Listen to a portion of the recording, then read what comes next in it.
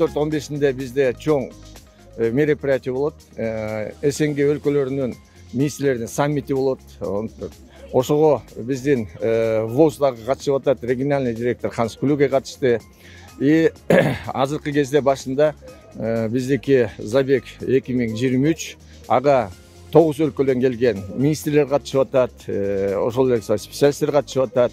ВОЗтун Ливия катышып атат. И бардык биздин главврачтар, директорлор катышып атат.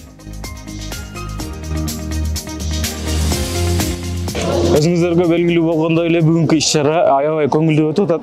Бул спорт адам баласынын ден соолугундагы стрессти дагы снимать этет. Ошого байланыштуу элдердин арасындагы дарыгерлер дагы кабинетте кечке отуруп, кагаз менен, оорулар менен жүрүп, өздөрүнүн ден соолугуна кам көрүүгө убакыт болбой, бүгүн мына өзгөчө күн болуп, өздөрүнүн дагы ден соолугуна чуркап, кичине кам көрүп атат.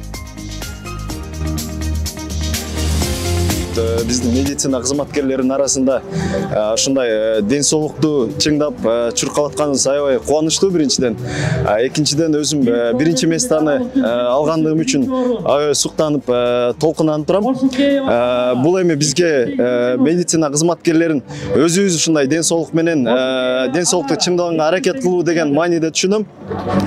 Буюрса дагы ушундай аралыкта чуркап, бул нерсени күндө күнүмдүк адат кылууга аракет кылабыз буюрса.